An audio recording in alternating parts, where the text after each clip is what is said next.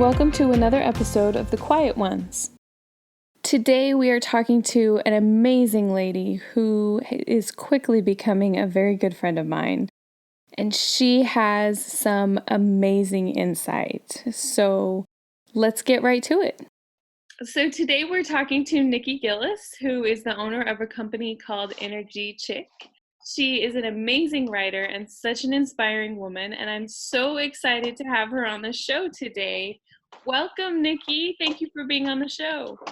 Thank you, Sarah. I am so honored to be able to be a part of the podcast. And thank you, too, for putting this group together for us. We, as INFJs, really need an outlet, so we thank you for that. Yes, absolutely. So I wanted to tell everybody how we got to know each other real quick. A couple of months ago, I had this idea to start a podcast, and I put it out there on a Facebook group that I have.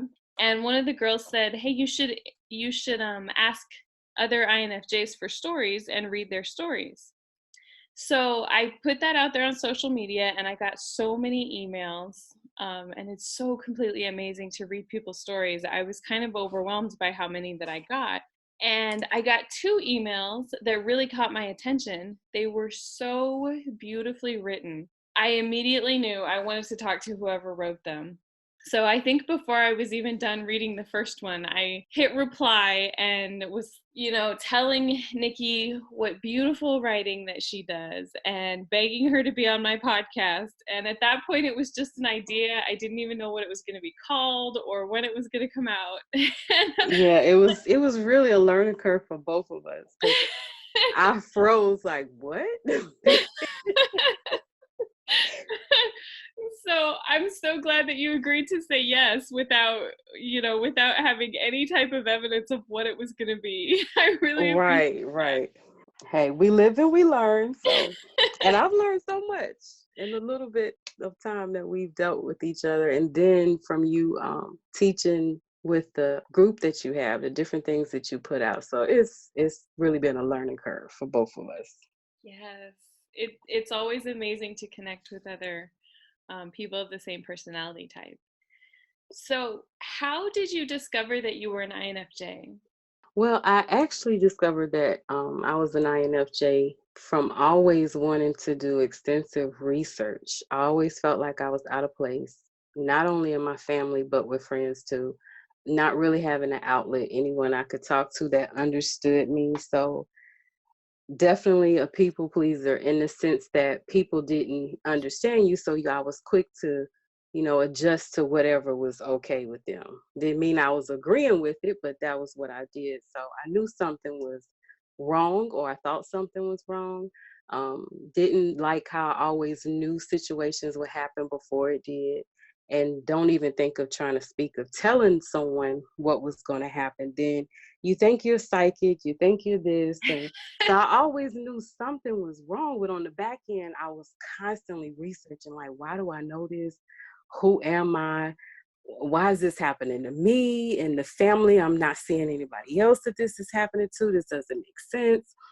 And then my best friend is actually my sister-in-law now. So the backstory with that, we grew up together from middle school on up, and she ended up marrying my brother, my middle brother, because I have 3 of them. So she is a life coach, and she majored in psychology. So we always would have these conversations. And then one day, it's been maybe about 4 or 5 years ago, she sent me a text and said that she wanted me to take her test from the Myers-Briggs. And I laughed because I had already took the test by myself, and it told me I was an INFJ.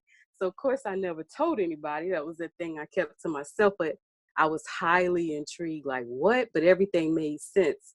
And so when she sent me that text and I read it and I laughed, and I took the test, and it turned out that I was an INFJ again. So from that point, I really believed it, like, okay, wow, this really must be me. So from there, finding out that I was an INFJ, but at the same time, really trying to figure out what does that mean for me in my life. Like, okay, I know this is what I am for my personality, and I know this will help me understand myself and help others understand me better. But at the same time, what part of it is INFJ, then what part of it is Nikki? and then mixing the two and really trying to live my life accordingly. So that was how I pretty much discovered that I was an INFJ. So how did it change your life once you discovered that? What were some of the things that really changed for you? Oh, to me, to say that it just clicked is an understatement, because you start so young. I would really like to know, from the rest of the ladies in the group as well as yourself. You start so young with being so different. I mean, nothing at your age when you're a kid, that I was interested in, it was just too well advanced, or the kids were looking at me like I was crazy because I wanted to know how could I help the world. Not, I don't want to sit and play in color, and just nothing made sense. So Right. everything changed once I found out and I accepted it. I think to me the biggest part was really accepting that I was an INFJ, because you spend so much time going against it. And really, I think I've read a couple times it says we're a walking contradiction. And I highly, highly, highly believe that, because we see so many sides to every situation. There's the truth, there's the dark side, there's the light, but we really see so many sides to it. And how we're going to act on it just depends on what we're doing or what we're in at the moment. So that was how it changed for me. It made things better, but it also brought to light that I really wanted to sit down and truly accept that this is who I am. But again, bridge what part was INFJ and then what part is just this is Nikki, or this is who I am. And then, combining the two and living my life accordingly to that. That's completely amazing. That's something that I'm learning to do and that I'm really working on, is just accepting the parts of my personality that I know that's what they are, and Right. then working on the things that I can change. I think from such a young age, people are always telling us, whether it's our family or our teachers in school, or and then once you get older, people in the workplace, they're telling us that we're wrong because we're Mm-hmm. introverted or Mm-hmm. because we think about things differently. And, it's such a big realization when you finally realize that being introverted isn't wrong. It doesn't mean that you're It's not broken. wrong. It Right. doesn't mean that you're weird or you're strange or you're, I don't know, belong on some other planet, or, Right. it's just It's not sometimes something that's that the needs way to be fixed either. right. Exactly. That's the way we are. So we have to learn to accept that. And I think, with all of us now being adults, we are definitely seeing how it takes some time. It's not something you really see how that 1% plays into it. When you think about the makeup of an INFJ is like 1% of the world. Right. That's big, but you really see how when you break down the different things that we go through and the things that we have to accept about ourselves.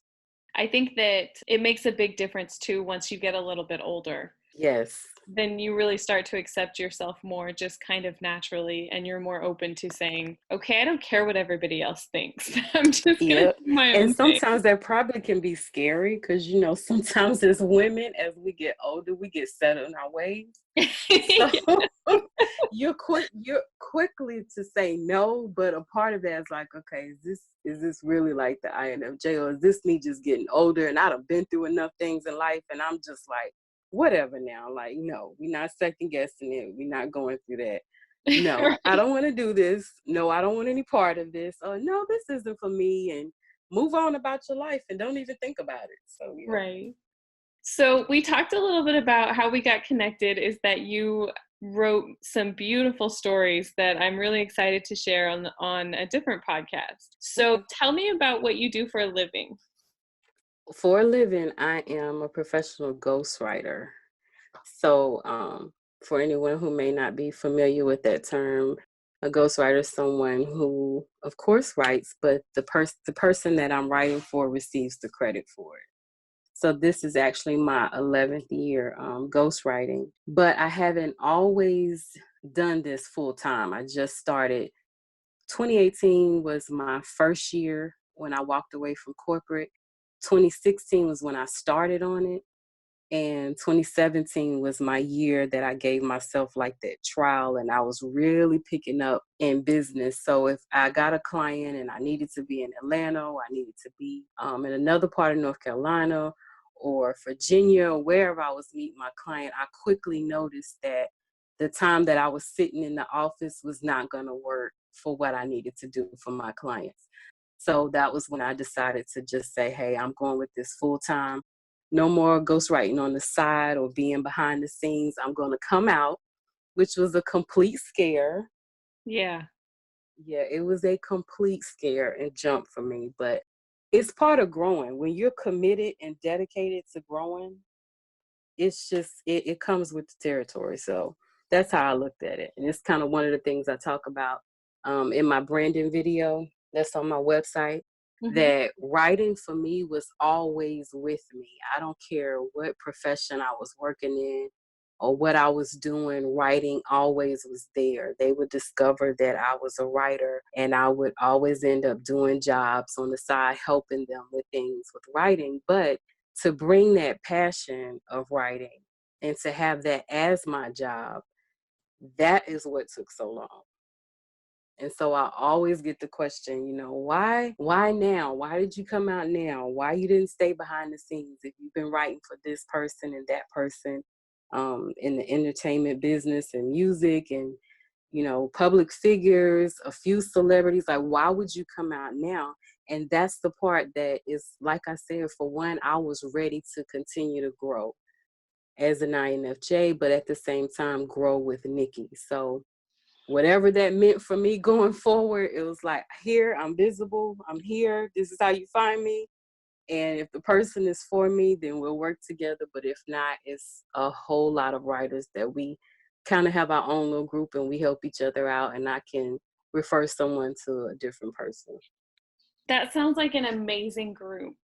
It is. It's hard to find a platform of people who don't mind sharing the knowledge and sharing the mistakes, even for myself early on. Yeah, I was a ghostwriter when I started out writing articles for the newspaper. Back then, gosh, 10 years ago, blogging was nowhere. You couldn't even get a business to look at you or think they had to blog Right. back then versus now. So writing back then and writing blogs for people, it was nowhere on the scale that it is now. And you can make all kind of mistakes, and it was not, weighed upon being a ghostwriter as now. So that was something else that I wanted to grow.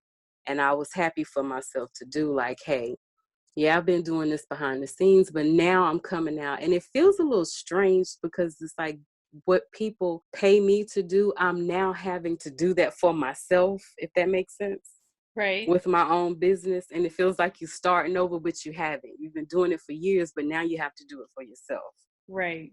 So that is a eye opener. Like, whoa! It almost is like, do I want to go back behind the scenes and not come out? Because sometimes people will look at, oh, you got a website or you have Instagram or you have whatever, but you only have this many followers, and you have to really show people it's not about followers. It's not about, but nobody listens to you until they hear a celebrity, probably somebody you done written for, until they hear somebody say it. And then it's like, oh, okay, so I don't need to be paying attention to how many followers I have, or just because a person doesn't have this online or that online doesn't mean that they haven't been around or haven't been doing their job for a while. So for me, it was always word of mouth. I never had to use social media for anything. Yeah.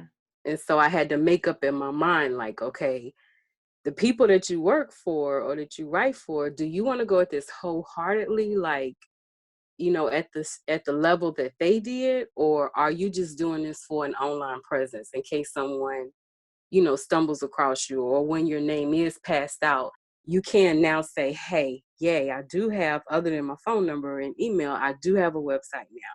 I am starting a social media account. So that was what it boils down to for me, Yeah. just being able to have an online presence.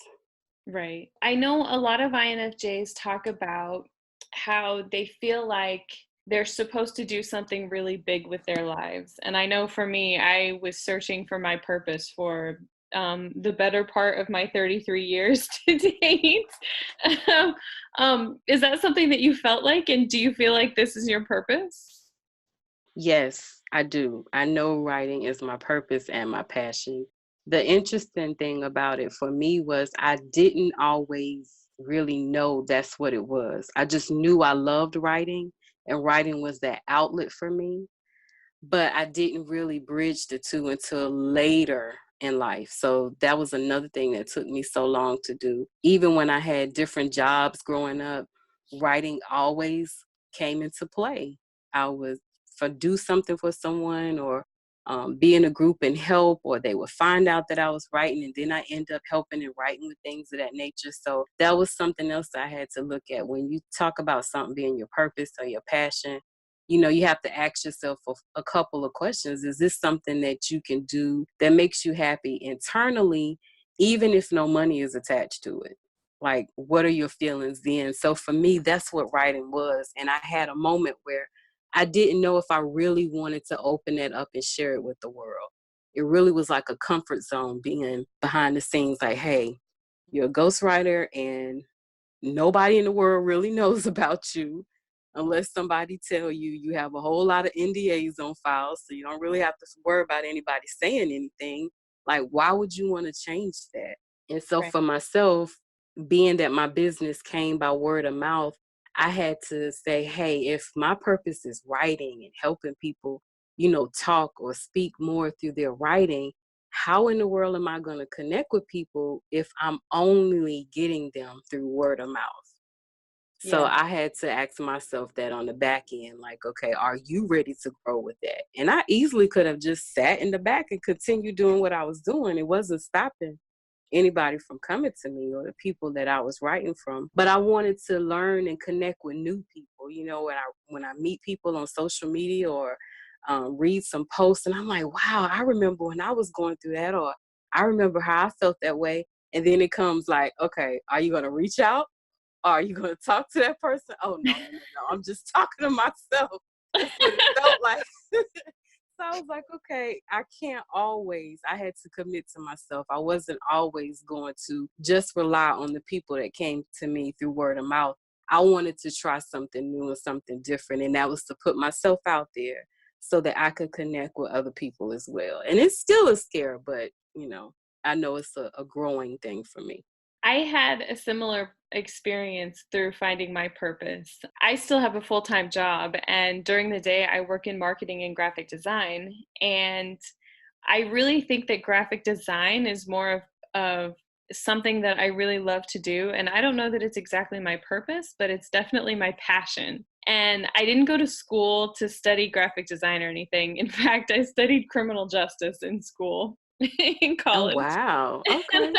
And I work in marketing and graphic design. But Completely different field, right? yeah, but the thing was, when I was like 16, I was working in this office and they had a graphic designer, but they needed another one. They asked me if I would be willing to learn, and I was like, yeah, sure. So then it seemed like every office after that I worked in, they needed a graphic designer, and I just learned more and more and more. And a lot of people ask me, how do you find your purpose? And it's kind of a frustrating answer. But the answer that I always give people is, it will find you. It And will. people used to say that to me, and I hated it so much, but it's really true. Your job, your life purpose, your passion, it'll find you. It's so true. I absolutely agree with you.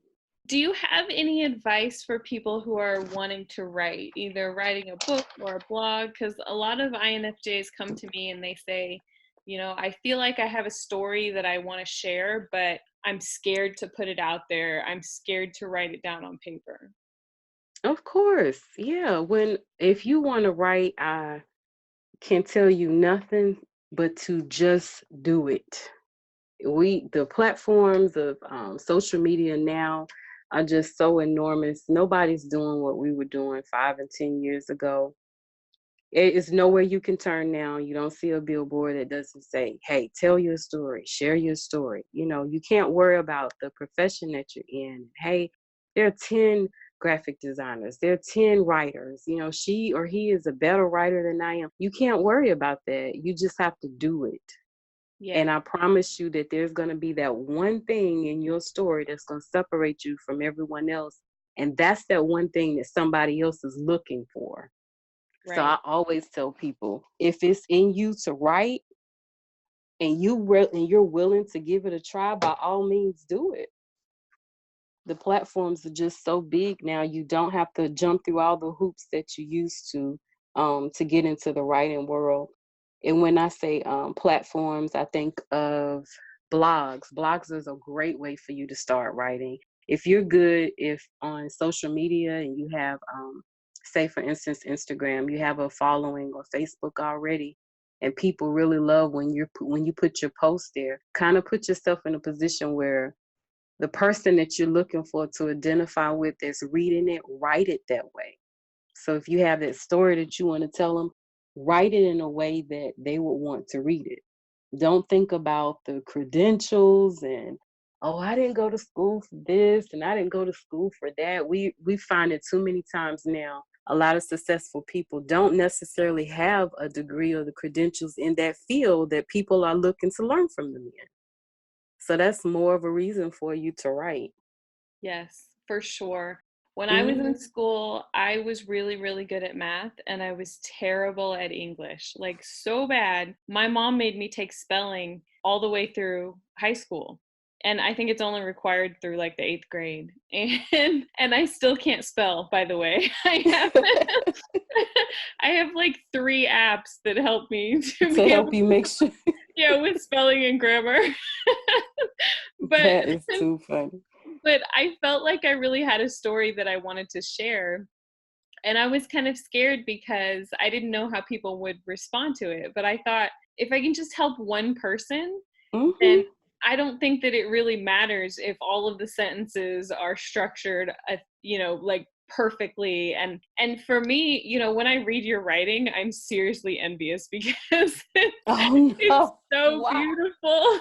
And I Thank read you. mine and I'm like, it's not really the same. Thank but you so much. I appreciate that. but I know that it's important for me to share my story, and I think that it's also important for me to just start. Like you said, just do it. That's it. Just do it. Just do it. Don't worry about it. And it's so many, when I say the platforms again, like when you think of Oprah magazine, when you think of Martha Stewart, she has the wedding side and then she has the food side. Then you have Bustle and you have Glamour magazine. Whatever it is that that is a huge platform that's out now. Please understand they're always looking for writers. And when I say they're looking for writers, not just for articles, they're looking for you to tell them your story about whatever this topic is.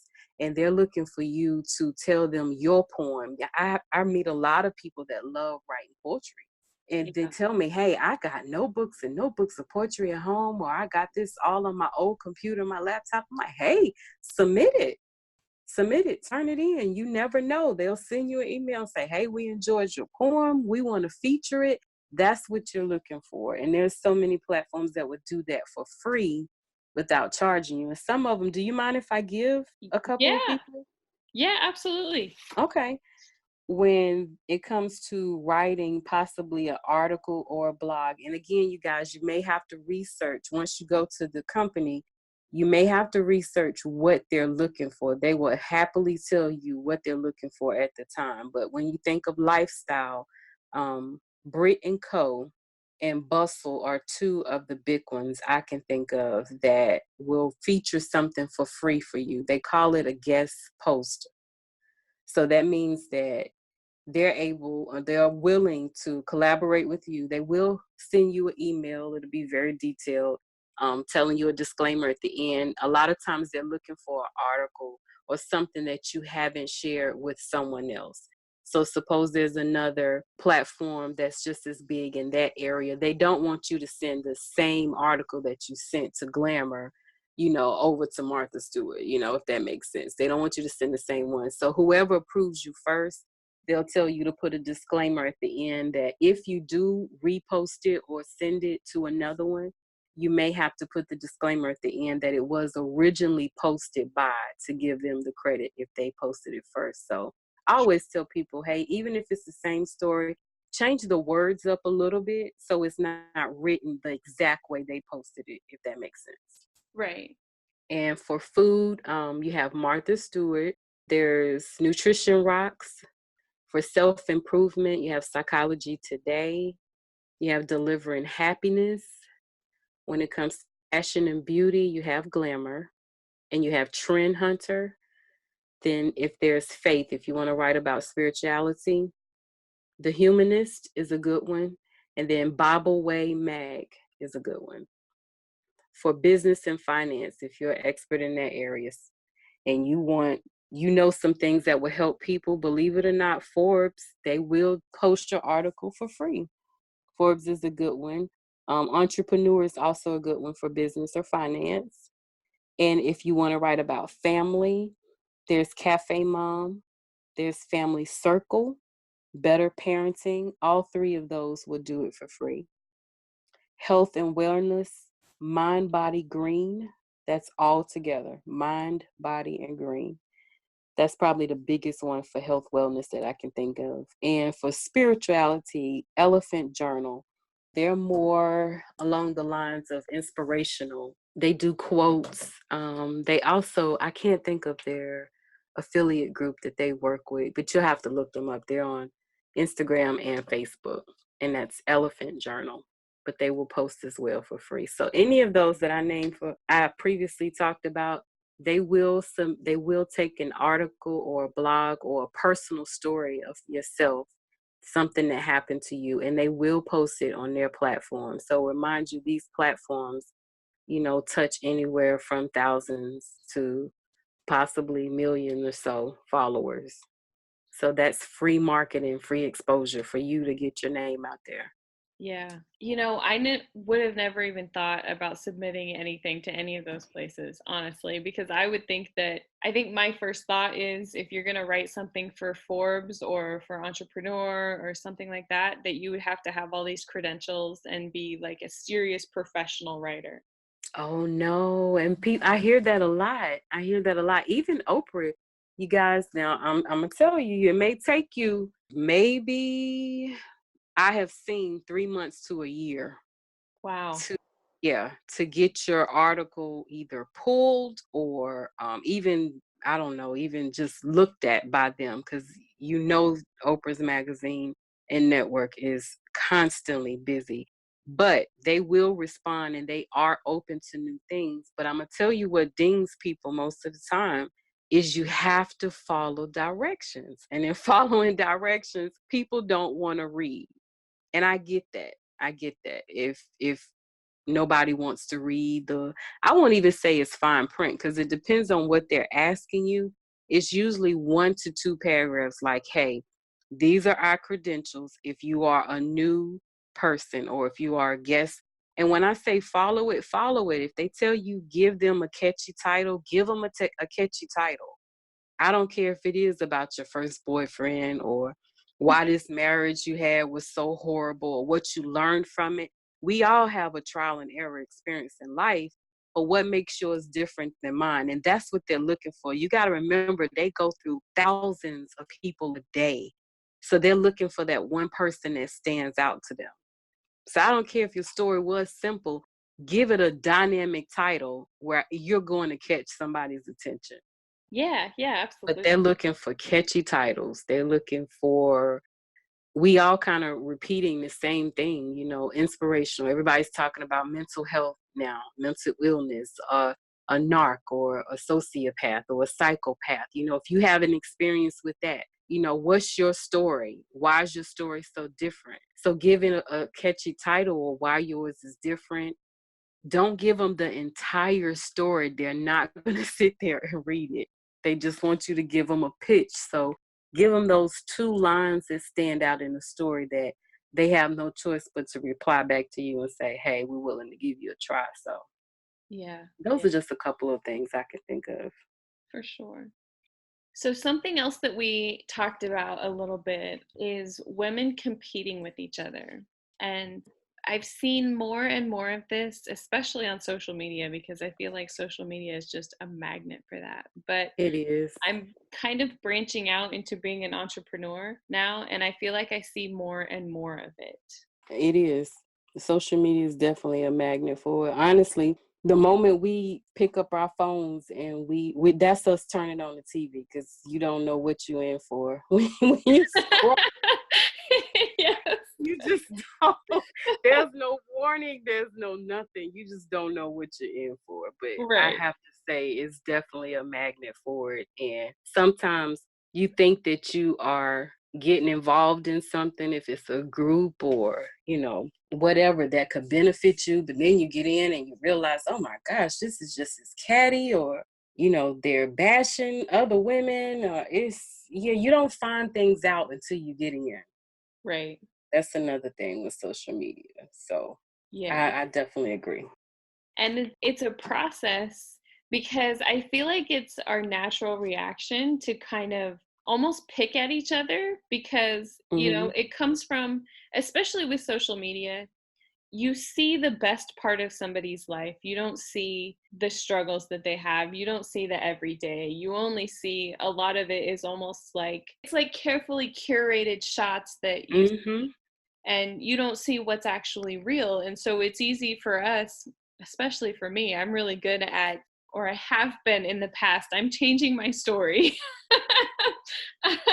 I have been in the past very good at focusing on the negative and seeing jealousy creep up. And then when it comes to working with women, it's like, oh, I don't know, this is going to be like really, really tragic. But it's such an amazing thing when you can turn that around and focus on the positive and when you can Hmm. work together rather than competing with each other. Yeah. And you have to make a couple things up in your mind. I know for me, guys, I cannot tell you how hard it is being a ghostwriter because we're already feeling our feelings, but then when you're writing for that person, my job is to become that person. I am to write and sound as if I'm that person. When their audience read it, they need to really feel like they wrote that. And so it's hard because sometimes when you get in these stories, I don't want to own that. I don't want to have I'm like, oh, wait a minute. And you have to take yourself there and go back to what they're feeling, as they're talking to me, or if I'm listening to their recording and I'm on chapter, 10, or in chapter 10 is about that time that they, lost, or the ex left them, or whatever the story is. The Yeah, story is the trial or whatever they went through, then how you got through it. So you have to take yourself there. And sometimes when you hear the recording, or when you're in the presence of that person and all the energy that they bring in, you just don't want to own it. But I can't just walk away from it right. because we're in contract and I'm writing for them. I signed up for this. I took this project. So it's actually an article that I just wrote that's under review now, and it's going to be published, guys, about how you can deal even when you're in a toxic environment. So suppose it's someone that you're possibly married to, boyfriend, girlfriend, whatever the situation is. It could be your parents, and we hear so much about toxic people, toxic work environments now, and everybody's telling you, hey, just be out, be done. They have no idea that we know what we call is the door slam. We'll do it in a minute if it fits and if that's what we Right. need to do. Right, but what about those times when you can't get away from that person as quickly and as easily? How do you adjust then? So that's the topic that this article is about, like steps that you can take to deal at them, to continue dealing until you're able to remove yourself. I hear a lot of people say now that their work environment is so toxic, it's hard to even go to work. So I can imagine, as an INFJ, you got people on your team, you got, women that's competing with you secretly, but hey, you already know what she's really doing or what she's about. You can't Right. tell anybody because they're not going to believe you. They think you crazy. They already think you weird, all of the above.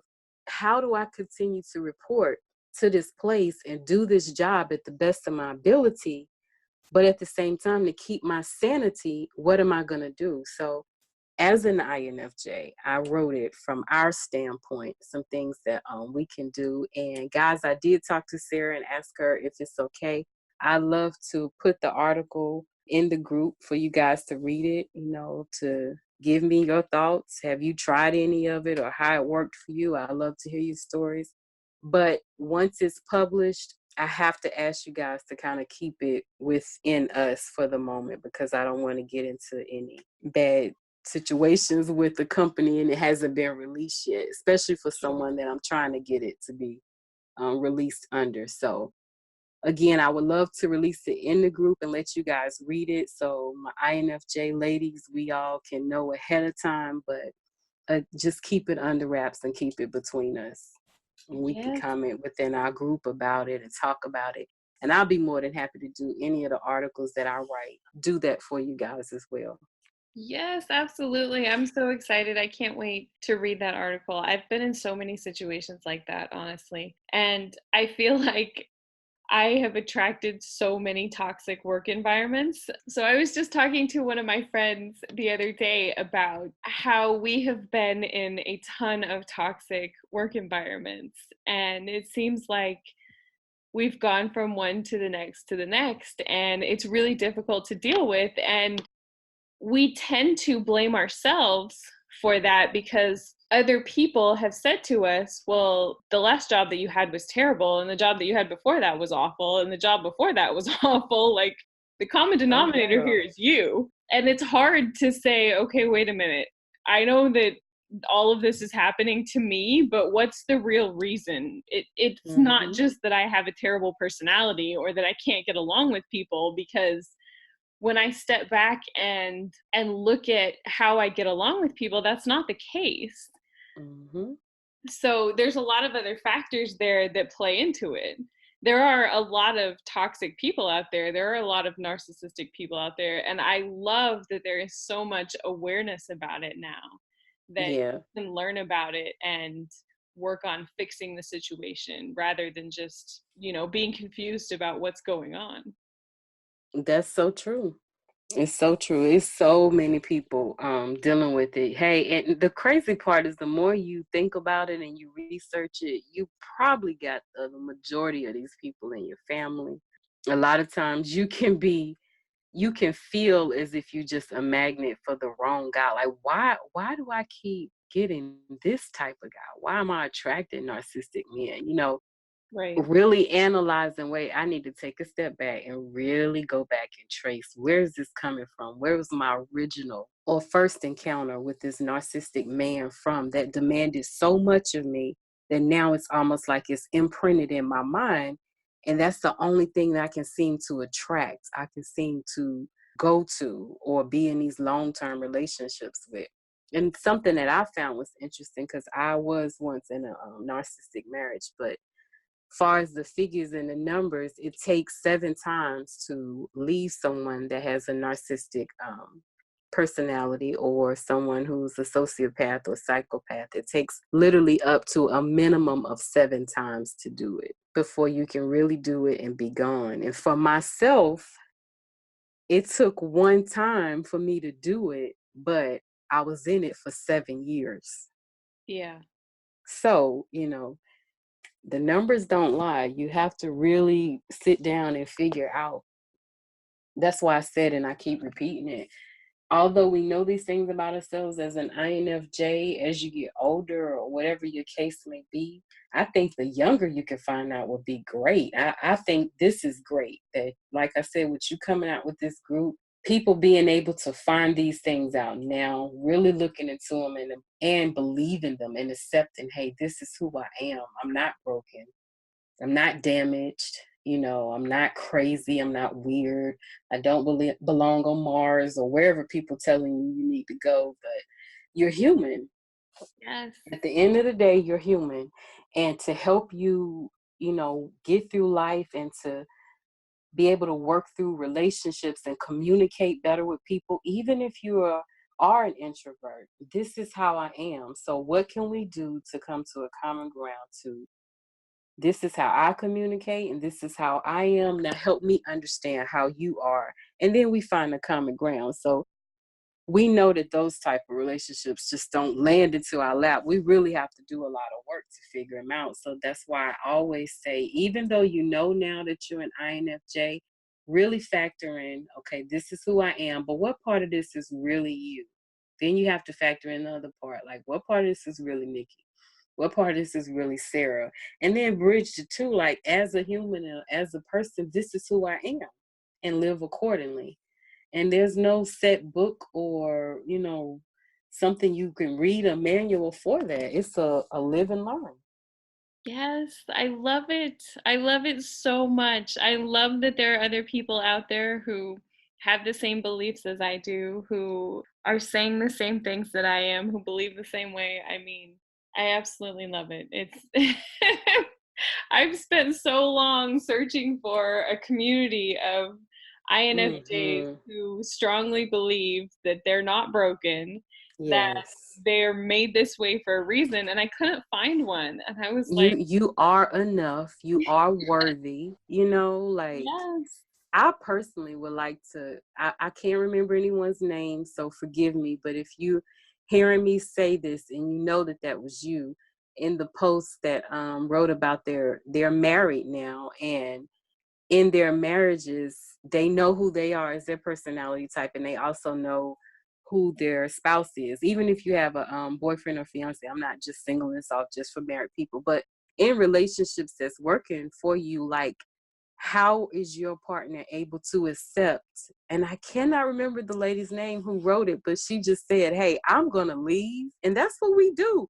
We leave, we check out, but right, we coming back. Like they don't right, person really has to understand that is in our makeup. And it doesn't mean like we're leaving like, hey, I packed my bags and I'm gonna be over in Hawaii for 6 years and I'll be back on the 7th. It's just like when we check out, it's for us, it's for our self-care, it's for us to come off of all the different things that we're taking in. We're still rooting out things that we should have disconnected from when we were younger, that we were told. It's so much filtering that we have to do as an INFJ. And when you talk about self-care and self-awareness, you have to understand that you're going to need more than the average person. So your self-care and your self-awareness methods have to be at 175% because you're an INFJ. yes. And it helps too to know the personality types of your friends and family and the people that are Yes. close to you. My Right. niece is almost 16 years old, and she's an INTP. And Okay. she's as obsessed with personality types as I am. So we're constantly talking about not only our own personality types, but personality types of the people around us and dissecting why they're doing what they're doing. And Right. one of the things too is she is going through a really hard time in her life right now. And so she calls me, I'm her counselor. She Okay. calls me and tells me all of these things that are going on. And I'm learning how to set boundaries in my life. So unfortunately, she's I call her, I tell her that she's the test. Like she's who I test everything out on. Yeah, that's cool. That is really cool. My daughter is 17, and I don't know where I wrote this at. I don't know if it's on my page or somebody else's network or something that I write for, but one of my bios I wrote up about how it's so cool to have a child that is really into this in school. And so the kids really learning what their personality types are, accepting that that's who they are, they're fine with it, but then saying, hey, when it comes to relationships, a relationship that I can control, not control like running over it and what I say go, but having a say so in who you're going to be committed to or who you're going to choose as your friend and who you're going to be loyal to or any of those things. Like I get along better with this type of person. Like hearing the kids do that is so mind blowing to me. Yes. We didn't have that. I didn't have that growing up, Yeah. I listen to them and I be wanting to jump in sometime. And then my daughter look at me like, oh my God, Mom, okay, please leave. Like, this is us. We're having our moment. But just to sit and hear those conversations and how they can dissect their teachers and they telling you what their teachers are. And I'm like, well, how do you know that? And they're like, because, they did this. And do you know in such and such grade they did? And I'm just like, wow, this is really interesting. But they are learning people personalities and they are accepting that that's how that person is and learning to deal with them according to how they are. I Yes. just think that's brilliant. I'm just like, wow, these kids are really on a whole different curve Yeah. than we were coming up. It's just really different. One of my favorite things about my niece is that she calls me out on stuff. So My child will too. Yeah. And I go back and forth like, do I want to slap her? Or, like, wait a minute. You know what? She right. I'll let you slide on that one. But yeah, I go back and forth, but she's very, very blunt. She's very, very blunt. And Yep. she will call me out on it. Like, Ma, no, you are this. I don't even know why you're trying this. And I'm just like, okay. Yep. My niece, I was talking about setting boundaries. And so I was telling her, I got overwhelmed a couple of weeks ago with work, with, starting my business and with everything that she's going through. And I didn't even realize how overwhelmed I was until one night I was just like, unfortunately, I just kind of unloaded on her. And I told her, like, you have to stop. You just have to stop. I can't listen to it anymore. And she stops and she's like, oh, I forgot. And I'm like, you forgot what? She goes, you're a sponge. You're just soaking up all of my emotions and it's not Mm-hmm. yours. And Right. he's like, I Right. didn't mean for you to do that. And I forgot that you do that. Yes. She's like, I'm not even mad at you, so don't worry about it. She's like, I need to adjust what I'm doing because I forgot that that's how you are. And I was like, wow, Yes. so much And then smarter they than wonder why we're introverts. Why we have to have 175% of downtime. yes, Because people don't understand we soak it all in whether we want to or not. I have been in settings before that it was just really chill, really laid back, grown, just grown people stuff that I enjoy, that I like. And I didn't have to really worry about like all eyes on me or whatever. But as soon as people start coming around, I didn't even have to look, but I could filter. It was a spirit. It was somebody in there that just was gonna be, and immediately I'm changing and yeah, I'm irritable and I'm whatever. And I may not even met the person or got in contact with them yet, but I know that they're there or they're near.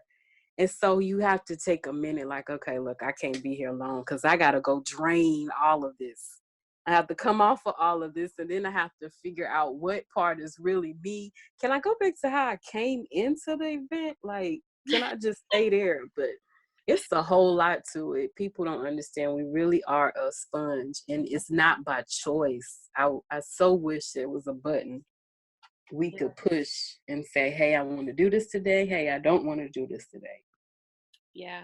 And it takes a lot once you have that awareness that you're taking on other people's emotions, it takes a Mm-hmm. lot to be able to sort them out. And for me, it takes that alone time, that downtime to be able to sort through everything that's in my head and say, okay, is this mine or is this something else that I picked up from somebody else? And if it isn't mine, I can set it down. And it's okay that I set it down because I don't need to worry about it. It's not mine.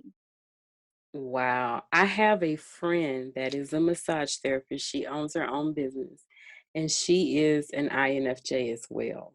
And her experience is just like really so fascinating to me because I ask her, in your profession and in your job, massaging people and helping them get rid of all the things that's keeping them tensed up.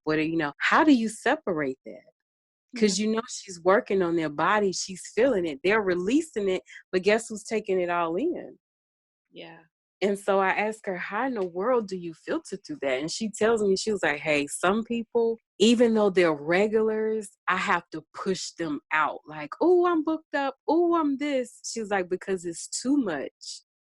and she really have to prepare herself for each one. And I just think that's fascinating. Like, wow, they have no idea that they are laying there. And of course, we're sponges for people telling us their entire life history too. I don't know if that happens to you too. You Yes, never met all the the time. person, but they just load it all on you. Yeah. Right? And I asked her, like, how do you filter to that? What if some of them are talking, but then some of them are just quiet, but they're enjoying the moment, but they're releasing it through their body to you, like, and she's getting it all, and she'll tell me quickly, like, yeah, that's why I have to take. I'm closed down so many days, this way, or that's why I have to push this person or that person out. They'll think that I'm booked, but I'm not really. I just can't take them like every single week, but they're a great client, and I'm just like, wow, that's really interesting. So we INFJs do a whole lot and deal with a lot. That's why it's so important for us to really, really find ourselves and give ourselves the time we need to accept who we are and to live accordingly. And for people who can't adjust, hey, keep it moving.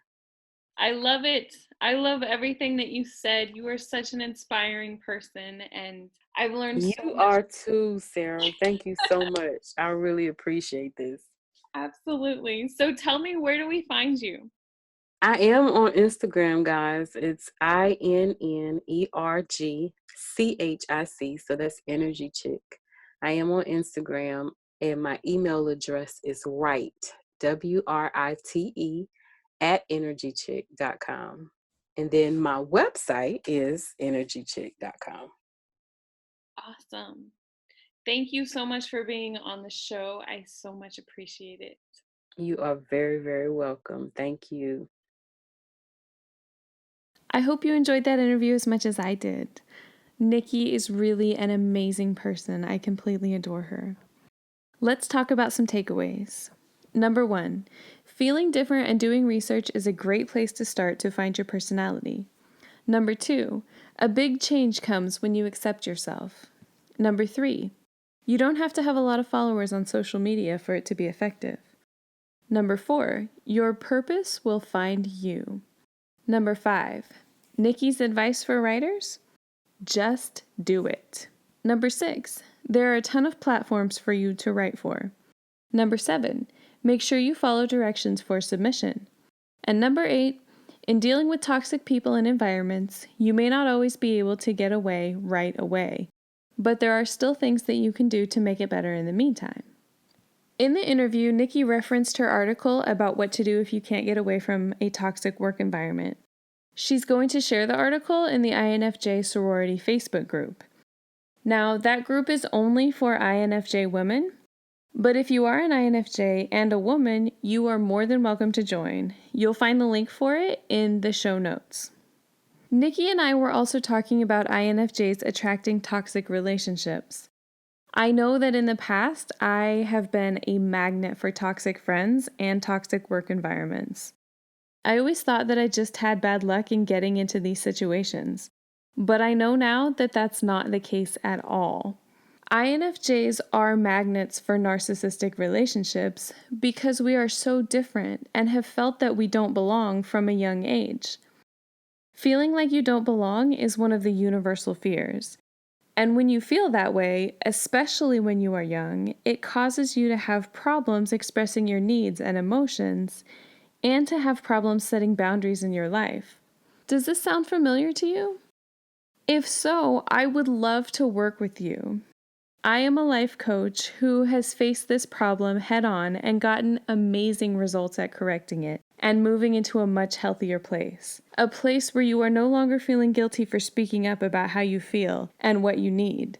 Can you imagine that? Can you imagine what you would do if you no longer settled for less than what you deserve? Imagine having the confidence to go after the things that you want, to know that you deserve them. I would love to help you get there. If this sounds like something that you need, please send me a message. I'd love to chat with you and see if you are a good fit for my course. You can send me a message on Facebook or Instagram at INFJWoman, or send me an email at podcast@infjwoman.com. Thank you so much for listening. We'll see you guys again next week.